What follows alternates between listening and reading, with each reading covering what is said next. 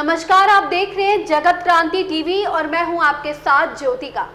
आइए रुक करते हैं खबर की ओर। नाबालिग लड़की को विवाह के नाम से बहला फुसलाकर हरिद्वार ले जाकर दुष्कर्म कर नहर किनारे दर्दनाक तरीके से हत्या करने के आरोपी को पलवल अदालत ने उम्र कैद की सजा सुनाई।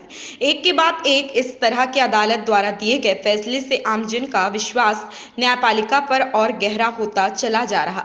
बता दें कि वर्ष 2018 में पलवल की एक नाबालिग लड़की के गायब होने की सूचना परिजनों ने हथीन गेट पुलिस चौकी को दी थी, जिस पर कोई कार्रवाई नहीं की गई।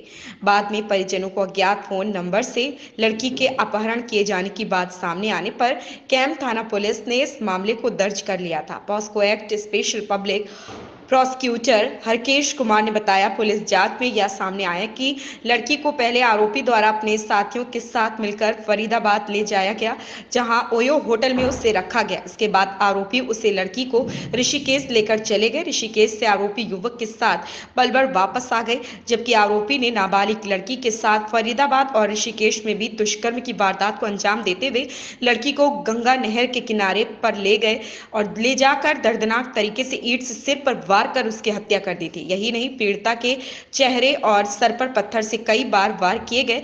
हैरानी की बात तो यह है कि वारदात को अंजाम देने के बाद आरोपी स्वयं अदालत में समर्पण करने पहुंच गए। तथ्यों के आधार पर आरोपी को माननीय न्यायाधीश प्रशांत राणा की अदालत से आजीवन कारावास की और 20,000 रुपए जुर्माने की सजा सुनाई गई।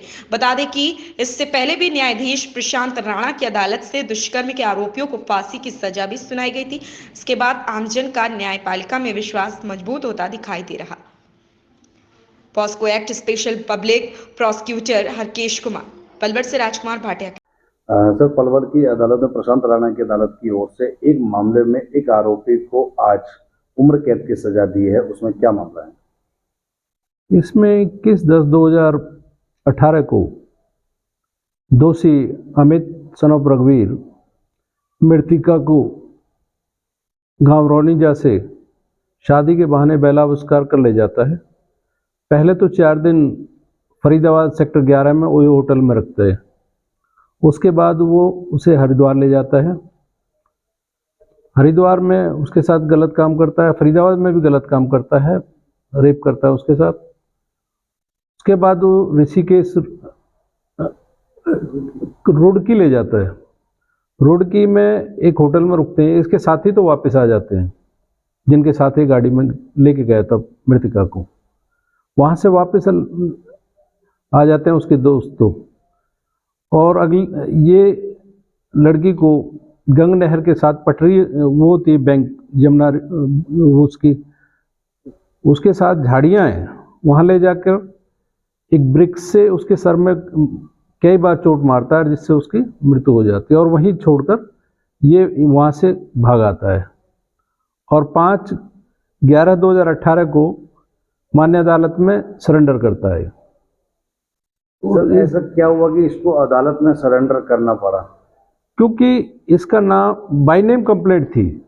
जो मृतिका के पिताजी है, उसने इसको बाय जो कंप्लेंट दी, इसका नाम लिखा था, और इसके मोबाइल फ़ोन वगैरह भी इसने विक्टिम को दिए हुए थे। तो मृतिका की कितनी उम्र थी? मृतिका की उम्र उस समय 16 महीने के आसपास थी। 16 साल कुछ महीने की थी।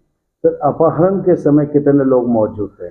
अपहरण के साथ तफ्तीश में तो 2 लोगों का ही आया है। एक तो ड्राइवर जो जिस वैन से गए, और एक और अमित है, उसका आया था, लेकिन उसके खिलाफ कोई एविडेंस कलेक्ट नहीं हो पाई। हत्या में कितने लोग शामिल हैं? हत्या में सिर्फ ये अकेला ही शामिल है, क्योंकि वो लोग तो इसके डिस्क्लोजर के हिसाब से और तफ्तीश में इनको वहीं छोड़कर वापस आ गए थे। तो न्यायालय की ओर से क्या आदेश हुआ है? न्यायालय में इसको लाइफ इम्प्रिजमेंट, आजीवन कारावास की सजा सुनाई है, और 20,000 रुपये का इस पर जुर्माना भी लगाया है। मृतका के परिवार को और तो कहीं कहीं वो राहत नजर आ रही? मृतक के परिवार को कंपनसेशन दिया है, पर एग्जैक्ट अभी ऑर्डर तो दिया नहीं है। वैसे 25.5 लाख क्या, अभी ये ऑर्डर की कॉपी हमें मिली नहीं, इसलिए इस बारे में मैं कुछ नहीं बता पाऊंगा। इस खबर में बस इतना ही। बने रहिए जगत क्रांति टीवी के साथ।